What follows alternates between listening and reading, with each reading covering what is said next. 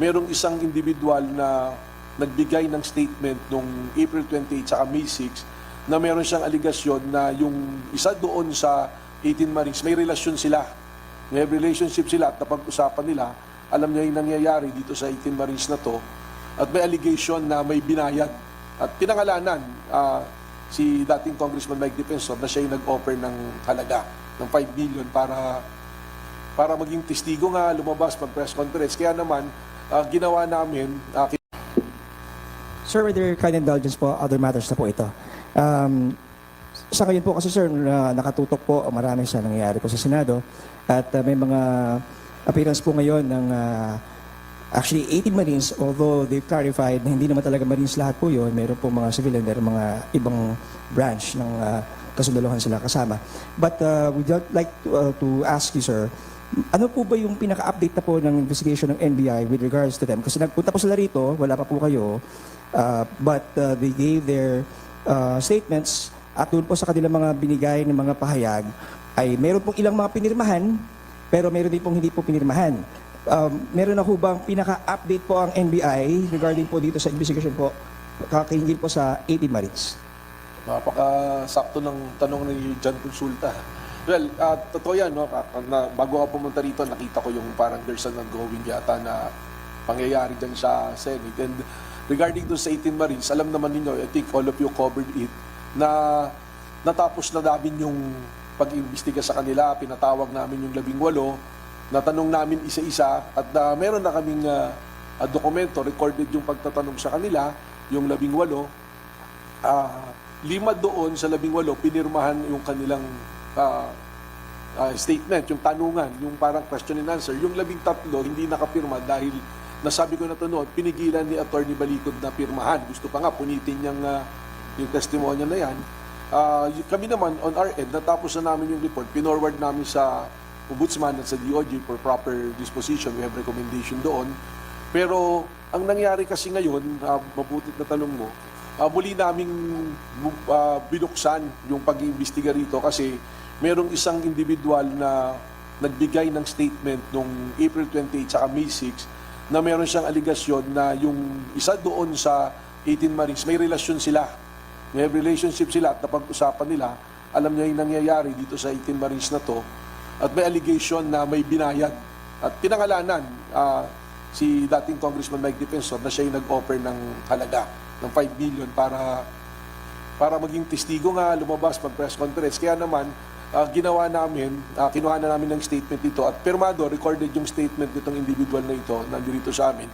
Ginawa namin itong Tuesday yata, nagpa-issue ako ng subpoena para imbestigahan ulit yung miyembro ng 18 Marines na binabanggit ng individual at saka si Ginoong Mike Defensor, pinapa-subpoena ulit namin dito para mag-appear, para magbigay linaw doon sa testimonya ng binigay nitong individual na related doon sa 18 Marines.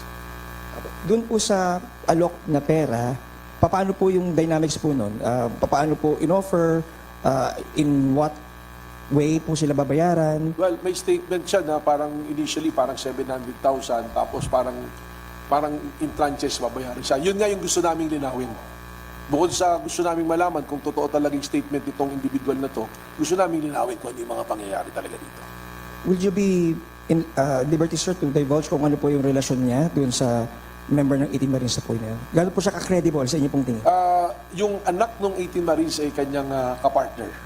Meron silang anak. May apo bali yung 18, yung isa doon sa 18 Marines dito sa tao na to. So, magkakasama sila sa bahay, kaya medyo may credibility yung testimonya nito. At saka pag ibinabangga namin doon sa statement, lumalabas na talagang alam niya yung detalye. At saka bukod doon, yung CCD namin, nakamonitor monitor yung social media. May monitoring din kami ng claim ng bilihan ng witness na na-record Actually, pinapiprepare ko yan kasi nga parang iniisip ko rito, sigurado kanina papasok pa lang ako, sinasabi, itatanong itong 18 Marines na-prepare nyo ba? Meron ba tayong pwede nyo i-play? Ito kasi, yung basehan namin ngayon dito, na meron ito may isang social media post na kasama to sa mga Marines, tapos may kasausap ng political operator. Running na kami, sir. Hindi na pahinga yung cellphone namin. Kailangan ng financial assistance. Yung sir, ang natin sir, kailangan humingi sana kami ng financial assistance. Okay, magkano kaya? Sir, hindi naman namin masabi kung magkano ang amount eh. Kayo na lang po mag-ano sir kung magkano po yung ano. Kasi sa amin sir, marami talaga yung sa amin. Marami nag-offer sa patawag sa. Kung sila na allowance para lang Kung may fan man sir na ganun sir, kung fan sir na mas maganda siguro kung ganun man, isang bagsakan na lang sir. Para Sige, kung kasabi. may- Kung magawa namin yun, at doon magka-contact doon sa oo. financial assistance, Oo. makakaliwaan. Oo. So, yan yung monitoring namin. Other than that, meron ding mga pumapasok sa aming information pero we have to validate pa na talagang merong nangyari na exchange ng money para mag-testify itong mga to. Kaya siguro timely, no? Dahil lumalabas yung sila. Pero just to drive the point, I can give you a copy ng statement at makikita nyo rito, even before the schedule tong hearing na to sa Senado, meron ng statement tong may relation dun sa Marines noong 28 ng April. Nandito to. Hindi namin to nilalabas noon dahil pinapalalim pa namin yung investigation. At bumalik pa siya para magkaroon ng statement ulit noong May 6. And this one, Jerome, pwede man natin itong ibigay sa inyo. I-redact nyo lang yung mga pangalan. And ito nga, yung subpoena noong June 2, we issued it to Mike Defensor and doon sa tao. I-redact nyo rin lang kung ano doon sa tao kasi para hindi mo na mabanggit. So yun, that's the update din sa 18 Marines. Thank you sir.